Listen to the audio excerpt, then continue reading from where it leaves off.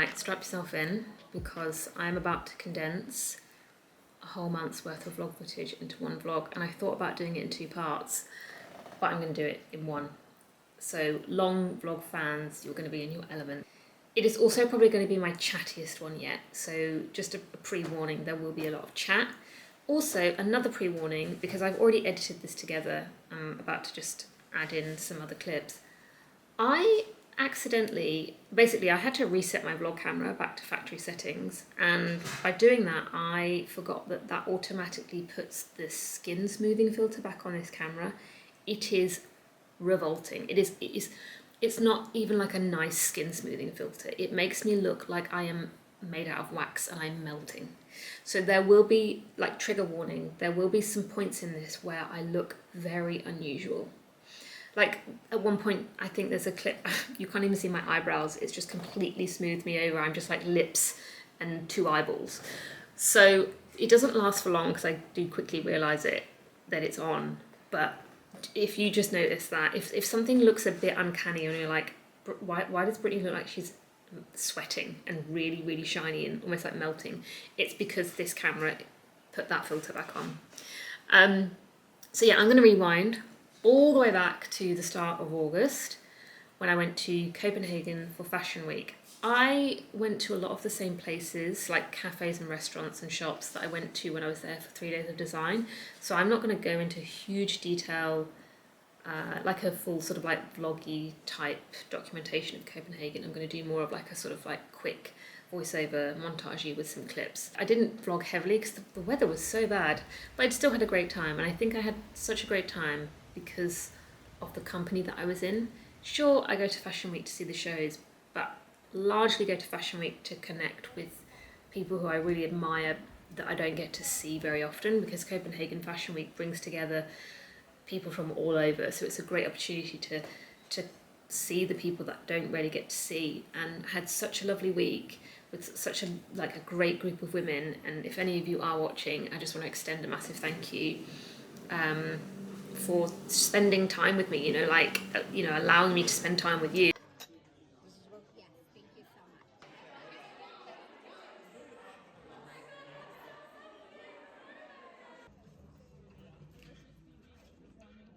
Just really enjoy their company, like on a friend level as well. Like these are women who I actually, consider as like friends within this industry. So thank you to Deborah, Michelle, Beatrice, Nissy, Anna, Erica, Lauren, Alicia, Abby, Zena, Teddy, Rama, Alice. I'm trying to think who else. I'm really, really sorry if I'm missing anyone off. But yeah, thank you so much. It was just an absolute pleasure to be in your company, and I had the nicest week.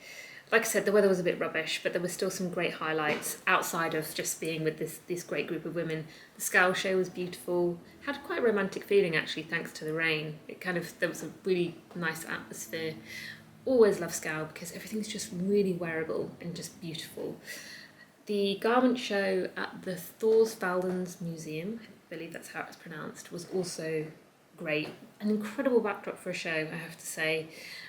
Worked really well with the largely monochrome palette of the show.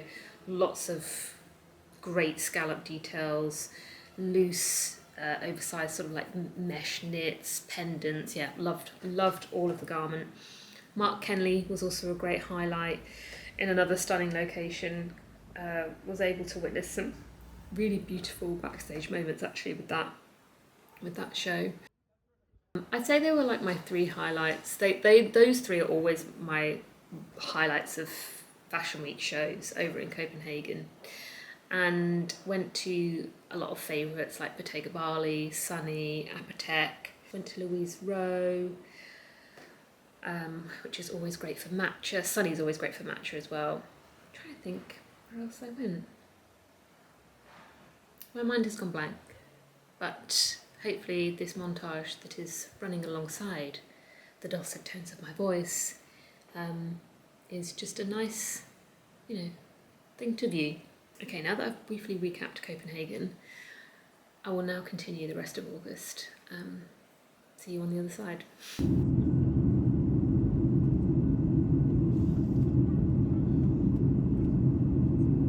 Back from Copenhagen, as you can probably tell. Oh, that sun's a bit bright.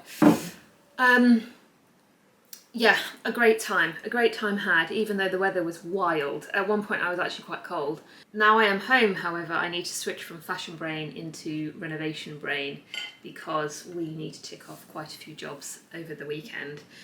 We kind of gave ourselves a couple of weeks off just to kind of, you know, like chill out a bit, but now we need to get back on it again. The camera just died.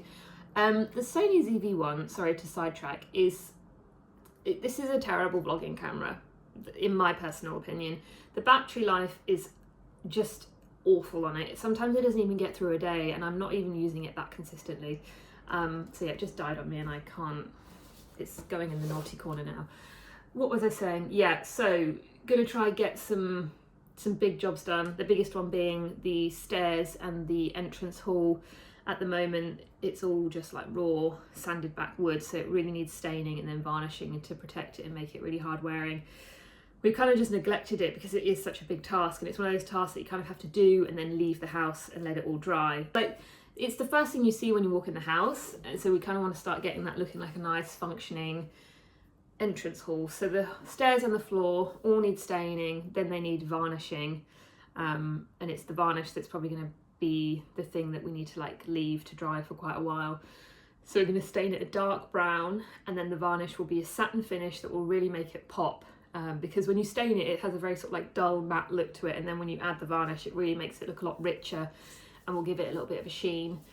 Other jobs, I need to continue to stain and oil the cupboard doors for the bookcase. So along the bottom we have created 3 sections that will be double door cupboards. So I have to stain the cupboard doors, buff, oil, and then one final buff. But by doing that buffing between each layer, you create like this super smooth surface, and then eventually the end result is almost like this glass-like finish, and it's just super smooth and hard wearing. It is a long process, but it's 100% worth it, especially for a piece of furniture like that that's going to be there for a long time. And then they'll be attached, handles will go on, and then another thing I want to get done is just looking around to see if bits need doing in this room. There is still a lot of things, a lot of woodwork that needs glossing, and we have a lot of woodwork in this house, like picture rails, a lot of intricate details and stuff that all need glossing, and it is quite a dull job. I don't mind it if, you know, I've got a podcast or some music to listen to, but it does get a bit tiring after a while. So I need to really get a big chunk. Like there's doors that still need glossing. It's just, so I think once those 3 jobs are ticked off, they will make a difference to how some areas of the house feel. Dean is also doing some tiling bits while I'm glossing, because I am literally like I'm gloss queen. I'm always the one on glossing duty because I kind of enjoy it, whereas Dean really does not enjoy it. I've just finished doing the varnish on the stairs. At the bottom here you can see the difference between the unvarnished and the varnished wood. I love it. At first, when I was at the top and I just started doing it, I was a bit like, ooh, not sure about this, because the varnish was really highlighting all of the wear and tear, the scratches, the flaws, the dents, all of the mismatched wood and stuff. But then as I continued and I kept stepping back, I was like, actually, this looks just like a really nice, beautiful worn-in staircase. We don't know if this is the original staircase, but it has had a lot of use. There is a lot of, you know, you can see there's a lot of dents and marks and stuff on there, but actually, now that I see it in its entirety, all varnished, there's something really beautiful about it, especially against these freshly painted and plastered walls. They kind of complement each other quite nicely. And the reality is, like, we were never trying to get this back to brand new. Like, you wouldn't really be able to. You'd have to completely tear it down and rebuild it. So actually, it feels nice to just give it a bit of a glow up while still preserving all of the use from previous owners gone by. Yeah, I love it. I think also just as it gets more and more character in it and more wear, it's just going to look so beautiful.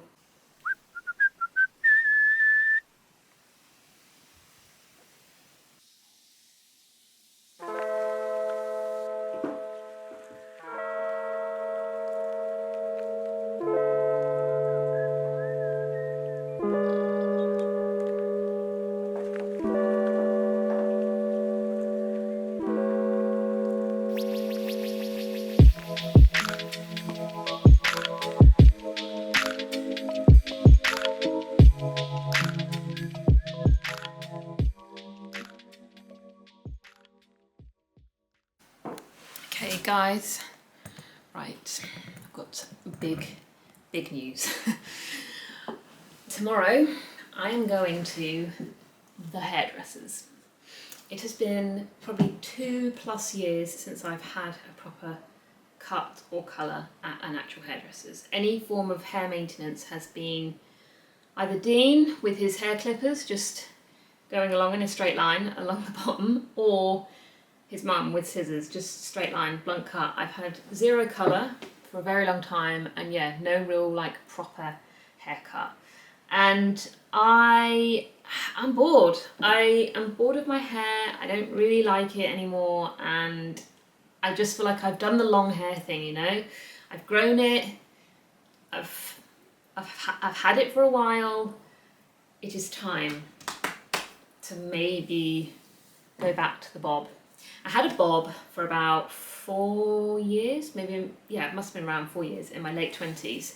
I want to try it again, especially because now I feel like I am so much better at styling my hair and embracing its just natural wave. I want to see what it would be like as a bob. Also, I'm just like, I'm so done with just, I'm attached to it, but I'm also just like, I want it gone, and I want to feel lighter, I want to feel a bit swooshier. I went through, God, hair everywhere. I went through old photos of myself and have compiled an album of my hair through the bob years from like 2018 to 2020 to show my hairdresser. These are all cuts and colours that she has done, so I feel like this would be good for a reference for her to go through as well. This was 2018 lob, very beige, swooshy, nice. This was 2019 lob, blonder, definitely a lot blonder. This one was my favourite. Like, love the colour, love how flicky it is, love the cut here. Then we have, okay, so when I had a bob, I did get frustrated with it because the styling element of it just felt like so high maintenance, and I couldn't seem to perfect that sort of like perfectly wavy but imperfect wavy bob, if you know what I mean. So I spent a lot of time using hair straighteners and tongs to really just manipulate it. So this was like really kind of embracing my hair's natural texture, and hadn't really figured out a good drying technique or anything like that, or the products to use on it. And I remember being on holiday, this was in 2019, and I kind of tried to like embrace its natural wave a bit. I still used a bit of heat styling here, but it was along the right lines. Love the colour here as well, like love the depth. So I'm like, I want to see what it's like having a bob and just letting it just, you know, with all of the natural wave that I just let it do now. This was probably my hair at its shortest, a lot slicker here, you know, still a little bit of a wave, but was a lot more sleek. And then this is probably the best my hair ever looked in its bob phase. This was 2019 in Australia, and I'd really sort of just tried to embrace it as much as I could. Did a little, you know, like flop over. Oh, love. So these feel like very helpful references to show the hairdresser. I also have obviously saved things to Pinterest. I think the addition of some different colour will really help with the texture as well, because like I said, it's feeling flat along the top here. And I just feel like when you start to play around with the different dimensions of colour, it really just, and I mean this photo's been heavily edited, but I love that. Love. Also, I just feel like a great example. The ultimate bob that I always come back to. This woman has a lot darker hair than me, so the colours are relevant, but the wave, oh, just love that. So yes, that's where I'm at. It's just how short I go. That remains to be seen, and I don't think that decision will be made until I'm literally in the chair having my hair cut.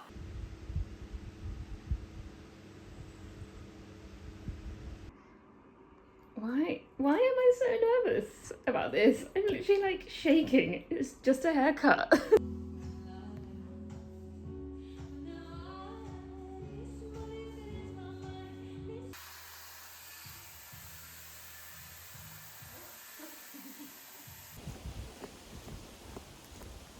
I did it.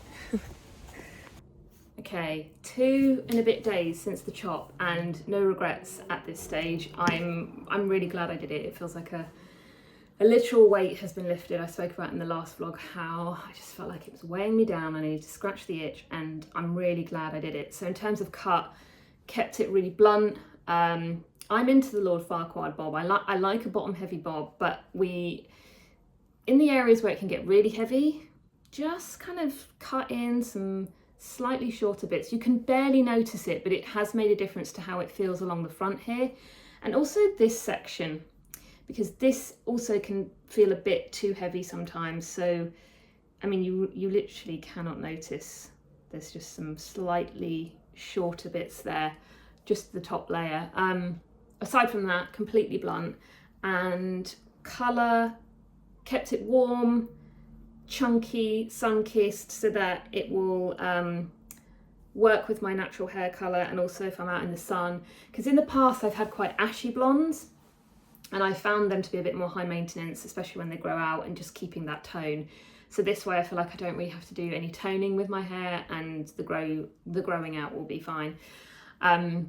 Also, I've already done the at-home wash, which can always be a bit make or break, can't it? Because when you're at the hairdressers, they wash it, they use their own products, they do styling, and then when you get home and you do your own wash and your own styling, it's a completely different story.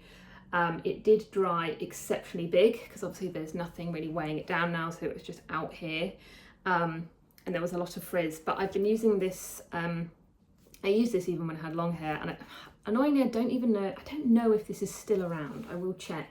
It's very, very old. I found it in Liberty years ago. It's this Define and Finish cream from a brand called Law.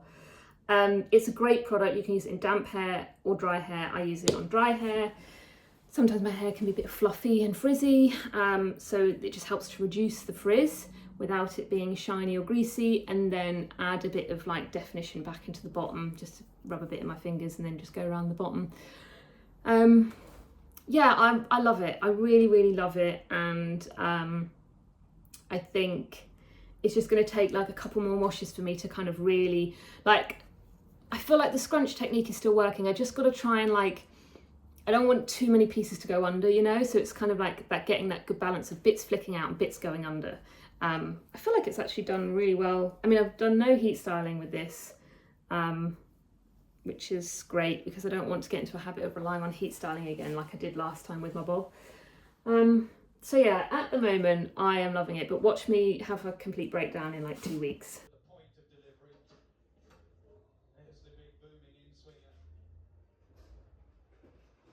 What's another gloriously sunny day we're having today? Very lucky this week. Today's Friday, is it the 25th of August? This week's been a weird one. I've been quite hormonal. I'm not usually this hormonal in the lead up to my period, but this sometimes just out of the blue I get hit with a very, very hormonal week, and this has been one of those. Mood's just been really up and down, just very cloudy in the head, you know, just a bit all over the place, but I'm coming out of the other end of it, and fingers crossed next week will be a bit more productive and I'll be a bit more on it. I've just really struggled to kind of get into the swing of things this week.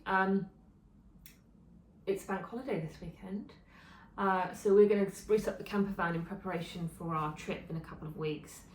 It's being picked up today. I can't remember if I already explained this, but basically the camper van failed its MOT because of it needed welding underneath, but at the time it was an expense that we just couldn't really justify when we were in the middle of like house stuff. Now we're kind of out of the end of all of the big house jobs. We were like, right, let's get the camper van back on the road. So welding is being finished today, goes back in for an MOT after the bank holiday. Fingers crossed it will pass. It should do, because the only issue was the welding. So we're going to get it cleaned up this weekend. And also curtains should be arriving today, so that'll be another job ticked off this weekend. Not for every single window, because we don't have concrete plans for every room just yet, but the priority was lounge, both front windows and back, and bedrooms. So they're the sets of curtains that are being delivered today, and I cannot wait, because you know, obviously great to actually be able to draw curtains in our bedroom and not be blinded by the sun first thing in the morning. And also the privacy issue in our front room. We have a net curtain up, and it's not doing anything in the evening at all. One of our neighbours who lives like diagonally opposite side of the road, Bernard, he must be late 70s, maybe 80s, and he's very sweet, bless him. He always stops and has a chat with Dean if he sees Dean outside. And the other day he was questioning why we don't have curtains and when we will have curtains, and do we want to borrow some sacks to pin up at our windows in the interim. It's nice to know that the neighbours can peer in and see us watching TV each evening. Curtains have taken a while because of the logistics of all our windows are very like different and a bit wonky, and I'll show you the bedroom. So this is like a half bay, you see? The window only returns on one side, so we've been trying to configure like tracks that will work, and also because I wanted floor to ceiling curtains as opposed to just curtains that sit on the window ledge, which is what was here previously. So just figuring out how that works with such a deep window ledge, and it's kind of like the same issue downstairs, like windows not being even, and obviously naturally made to order curtains do take a lot longer. But yeah, there was a lot back and forth just trying to figure out like the best kind of like tracking system for each window, because each window is so different and so uneven, so that took quite a while. Other things, I booked myself in for another haircut. I knew it was going to happen because when I left the hairdressers I was like, this is at a really, really good length, and give it 2 weeks it will have started to grow a bit, and then it will feel like it's at an awkward length. So this back window kind of is similar to upstairs in that there is no window on the left side there, but we have the French doors, which kind of complicated things a bit. There was talks about having a blind for these and then curtains on the side. There was talks about having separate curtains for this and then curtains on the side here. There were lots of options explored, but we have settled with just 2 curtains that will be pulled back around the sides here, so that you would think there was a window there, but actually there isn't. And that's fine because the bookcase kind of hides this area anyway, so you wouldn't really notice it. I don't think it's going to look strange. It will actually just, yeah, like I said, just look like we've covered a window kind of. We're only having a sheer curtain here. We're not having like blackout curtains or anything like that because we don't feel like we need to, because it's not overlooked by anyone. Like no one can see in at all. I know people will be concerned about what's on the bookcase and in terms of sun damage and fading. I think the sheer curtain will be enough protection. We're also just going to be conscious of what we put on here versus, because the sun doesn't hit these two, it just hits like the very end of this one. That's all really, because the sun starts coming in directly this way and then it goes round, so it just comes through this window and just hits the very end of the bookcase there. And then this window actually wasn't as tricky because it's symmetrical. The curtain track will come around this edge ever so slightly, just because on this window we're having a double layer. So we're having a sheer layer so that in the day there is some privacy but still light can get in, and in the evening you can pull the second layer, which will create the full blackout look. But because there will be so much fabric, it will be heavily kind of like bunched up on the sides here, to the point where it almost might be too much fabric. So we came up with the idea of bringing the track around here so the fabric can sit on these front sections as well. I hope it looks all right. I reckon it will. I mean, the only other option we thought was to actually have a track that just goes straight across to the curtains, but I just didn't really want to lose the feature of the bay. So that's why we've decided on a track that basically just curves round.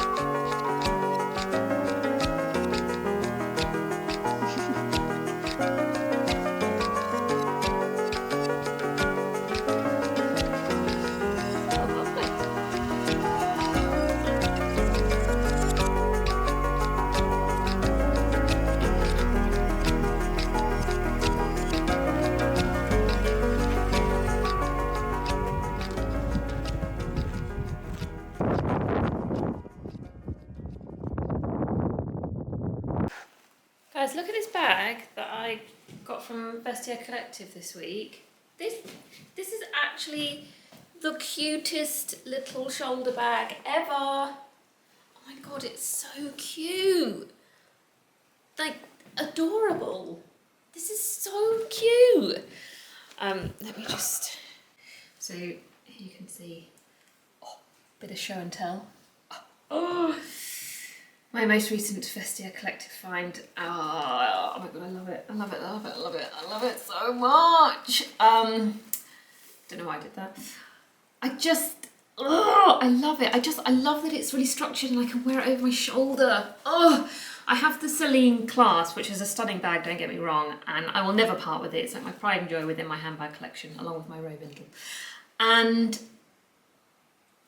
it has one flaw, which heartbreakingly, I hate to admit, it has one flaw and it cannot be worn over the shoulder.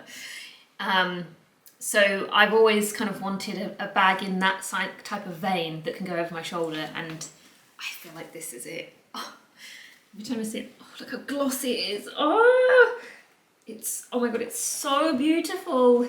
It's just stunning.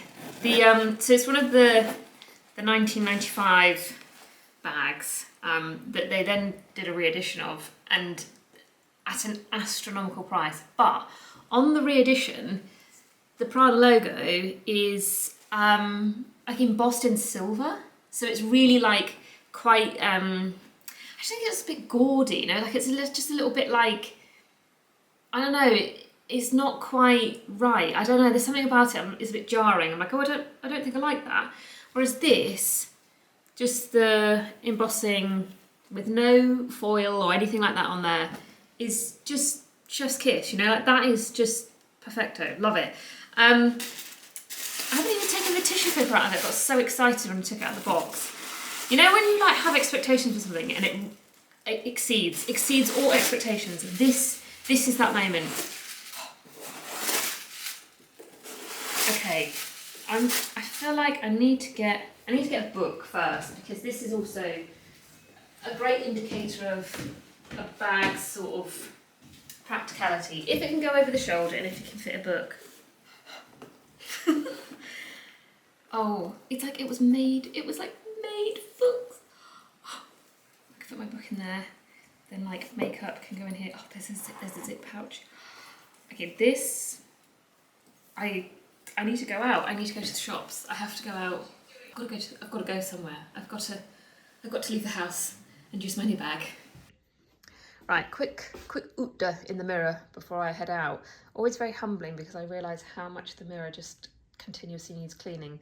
Taking a bit of inspiration from all of the recent Prada imagery with this outfit, but making it a bit more kind of like casual, daytime appropriate. Loving the sort of slim grey knits with the big full skirts and the pointy heels. Beautiful, absolutely stunning. The prices though, wow. I think the big full skirt like 12,000. Not that I would ever be in the market to be buying something like that, but I was very intrigued to see how much they cost. I think the pencil skirt is 7,000. Just wild. I'll be appreciating from afar and just taking inspiration, as I have done today.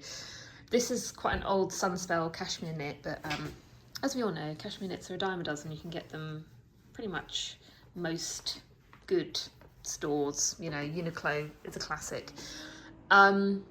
These are last year's Cordera trousers. I will dig around to see if there's any pairs floating around. I know there's a few in indigo I saw recently still stocked, but unfortunately haven't found the chalk yet on my search. You know when you want to wear just like top and trousers, but you need something with a little bit of flair to make it kind of not just a top and trousers. I feel like a fun curved trouser is a good way to do that. These are so comfortable. They have an elasticated waist. They're just, yeah, they're big, baggy, you know, they do all the hard work whilst being comfortable at the same time. Elia Mary Janes. These are like a new iteration on the mesh flat. I have the black mesh flat and I love them. Clearly Elia have had great success with them and they've really ran with it now, and they've started, I feel like they're pushing it too far. They're bringing out some questionable colorways and different styles. These, however, love. These are fully leather with a cutout. So with the mesh flight, you can entirely see your foot through that mesh, whereas with these, you can't really see your foot at all. You know, you're not seeing a full foot through those. They're very comfortable as well. I think they come in black and maybe a beige, but don't quote me on the beige. And then my Prada bag. This is its first proper outing, actually. I'm really excited. Yesterday, Dean had to drive the camper van to the garage, and I was like, can I come? I must take my bag. I must take my bag. I just sat in the camper van and then just went home. Literally had nothing in my bag apart from my phone. So this is its first, like, actually properly leaving the house. I love it. I love it so much. I do feel like this needs maybe like a little piece of jewellery, you know, maybe an earring or just something, maybe a ring to sort of just, so there's something else going on in this area. What is this saying? Is it bad luck comes in threes or just like things come in threes? Whatever it is, there is truth in it. And I apologise for the rant that is about to ensue. It'll be a calm one, but our three things have happened, and they've happened in very quick succession. And I'm just like, can we just leave it at those three, please? First being, our boiler just doesn't work properly, which is not what you want to hear ever. And the plumber has been back and forth several times now, trying different things to fix it, and it does feel like he's now at a point where he does not, he's kind of like run out of ideas, which is also never what you want to hear. And I fear that the next step is that we will be advised to buy a new boiler. And I really don't want to do that. Second is curtains. So obviously I was very excited about curtains arriving. They arrived. The excitement very quickly dwindled when we realised that some very key pieces were missing from the order. Didn't have any hooks to actually attach the curtains to the track. Didn't have any kind of mounting devices, or, you know, all the bits to actually mount the tracks to the ceiling. And then thirdly, which I found really bizarre, was that there was absolutely no kind of like installation guide at all, like not a single piece of information to assist with how to actually like put all of the tracks together, mount them, you know, nothing. And I scoured high and low on the website. I'm not going to name and shame this brand because I want to give them the chance to rectify this issue, but there's absolutely no information on their website on how to install the curtains either, which I just find really bizarre. Especially when you're kind of doing it yourself. You're like, surely that would be something that was provided, some sort of help, some assistance, you know, just like a nice step-by-step guide with images so that you know you're doing it right. So another week goes by with no curtains. Bernard, I'm sure, will love that, asking us continuously why we don't have curtains. Like, Bernard, this is why. And then the third thing, which has really left me quite heartbroken, and I think we tempted fate by cleaning it before the camper van failed its MOT.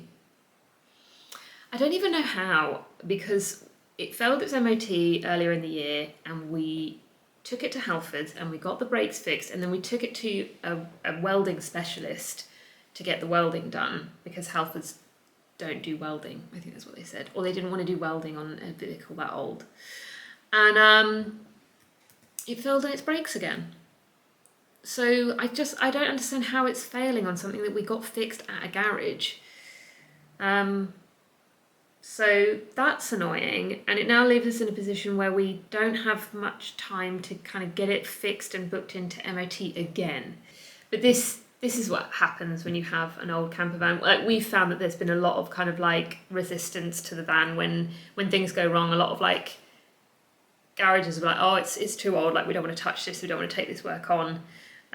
It's very much, you kind of have to find those people who are confident in working on a vehicle that old and are experienced with it. So it is a bit of like a kind of like love-hate the camper van. Well, for me personally, because there's a lot of like upkeep with it, and you kind of have to weigh that up with the amount that you're using it, And I just feel like, especially this year, having not used it at all, and we've already MOT'd it twice, we've taken it to a garage twice, it's like, it's a lot just for like a couple of trips in it. So I do think we'll have to kind of reevaluate the future of the camper van and whether it's like cost effective to keep it.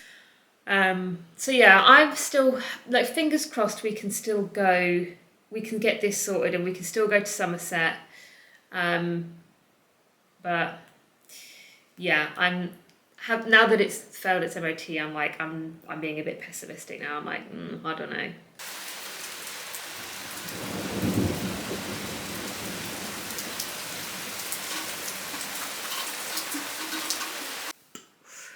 I am going into town shortly. Got some bits and bobs that I need to get, and I want to do a little spot of book shopping. There's a really good bookshop in the city, secondhand bookshop, that has such a good selection of like art, photography, architecture books, but also has a great section with first editions, signed copies, special editions. It's just a great bookshop, and they continuously get new stuff in. So every week there's always something fun to go look at. So I thought that would be a nice thing to do. I don't think I've worn this much denim ever in my life, or since I was a very small child. Levi's recently celebrated 150 years of the 501, which is crazy if you think about it. 150 years, and to this day it's still so iconic. Like the chokehold that the 501, the chokehold that finding the perfect 501 has over people still is pretty impressive. And as part of the anniversary, they've challenged me to kind of find my double denim look. And I think I found it in just like a really sort of classic blue wash. Tried some dark denim, tried some light denim, but I feel like this really just kind of like middle classic blue wash is great. And I have to say, so comfortable. Like, I get it. I get that, well, like double denim is comfy. I'm just going to open that door. These are the 501 90s. They're like a baggier cut than the usual 501. And they're great. They're really soft. I really like the wash of these. They've got a little bit of whiskering, but not too much. And then this is just their classic... Vlog camera died on me mid-sentence, surprise, surprise. Trucker jacket, that was what I was looking for. Trucker jacket, I've got it in the size small. Jeans, I went for in a size 25, leg 30, for an even baggier look, and I do think they will stretch out, so potentially maybe a 24 would have been the wiser choice. But I do like how low slung and baggy they are. They're just so comfortable.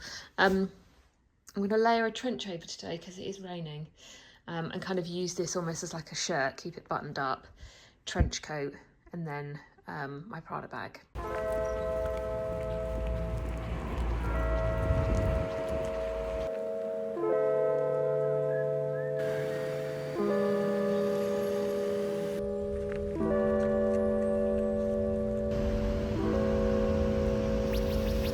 Okay, I'm heading out for dinner this evening, going down to London to celebrate 6 years since the Arket Regent Street store opened, and also to celebrate the store reopening because it closed for like a refit and it's recently reopened, so it's a celebration of those two things. This is what I'm wearing. Totem blazer, which I found in the Essence sale on the very last day for something ludicrous like 70% off. It's a wool cotton blend, so it's got quite an interesting kind of texture to it, a little bit of a sheen, which I quite like, makes it a bit more interesting than just kind of like a standard wool or cotton blazer. I've wrapped it quite tightly round and belted it, the belt comes with it. Lee Studio ring and Lee Studio earrings, gone for silver today.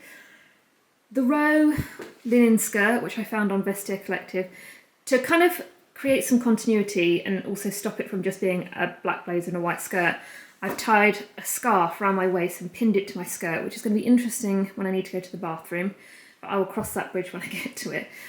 Flip-flops, because A, comfort, and B, I feel like this just needs to be brought down a bit, and the flip-flop does that. I kind of wish actually the flip-flop was maybe like a pop of colour. I think this outfit would look nice with a pop of like red or something, but I'm running a bit late, so I don't really have time to make alterations right now. And then of course the Prada bag. I was a bit like, should I wear a coat? Is that a bit... That right there is our door handle. It's this very sort of like chic, minimal door handle designer. I don't really know if I want to share it because, you know, I want some things to just go left undiscovered. It's actually just a nail, by the way. That's the reality of our door handles at the moment. Oh, that's not even a nail, that's a screw. That is a screw in the door. Get my hair cut again in a couple of days. I've given myself a couple of weeks to just sit with the cut, let the cut settle, and figure out if I want to stay at this length, you know, if I want to make any adjustments. And as much as I do like a collar length bob, I think maintaining this length for me is going to be difficult, especially because my hair grows quite quickly. It is already reaching the point where it is going to be, I'd say in a week or so, below my collarbone. And that's when I think it will start to feel like a bit of a nothingy bob, and I didn't cut my hair off for it to feel like a nothingy bob. And I was looking back at that clip actually when I was like, this is me with, you know, when it was at its shortest. And I love how like it's just slightly off the shoulder, so you've got that like really nice blunt line, basically a gap between shoulder and hair. That's what I want, so that's what I'm going to do. I'm going to get quite a bit cut off, but still at a length that I can tie it back. That's key. I just want that gap so that it's a bit more of a sort of like just a sharper looking bob, I think, because like this here where it rests on my shoulder, this is bugging me. Also, I think if I have it just slightly above the shoulder, that gives me like this collarbone, this is top of shoulder. That's, you know, that's a lot of growth there. So I won't need to be getting regular trims. I can kind of like spread them out every sort of like 7 to 8 weeks. So I think it will be a length that is a lot more easy to kind of like maintain. So that is the plan. Unfortunately, you will not see that trim in this vlog because this is going to be the sign off.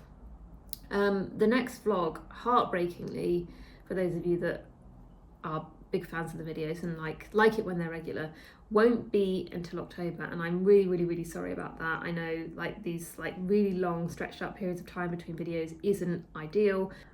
Next week I go away, and then I'm not back until the end of September, and I'm not taking my laptop with me. And in that time that's also when we do our Sicily trip. So it kind of just makes sense to wait until we're back from Sicily at the end of September and then do, I guess, more of like a September catch up, a bit like I did with this one. Hopefully though, it'll be a bit more interesting. I mean, what a great representation of just being an adult. The dull jobs that, I mean, I've given you MOT chat, I've given you boiler chat. Oh, aren't you lucky? Curtains, and then just the never-ending house snag list. But that's the reality of like just, you know, this type of thing, like renovating and then like finishing everything off. It's just, you think you're done and actually you're not done, basically. So yes, riveting August, but that was my August. A very sort of like adult responsibilities kind of month. But the other thing is there will be an outfits video coming up before we go away to Sicily, and then it will be a vlog the first week of October. Thanks so much for watching this week's vlog. If you made it to the end of it, then you deserve some sort of reward. Unfortunately, I don't have anything for you, but you definitely deserve something. But yeah, see you all in the next one. Thanks so much for watching. Bye.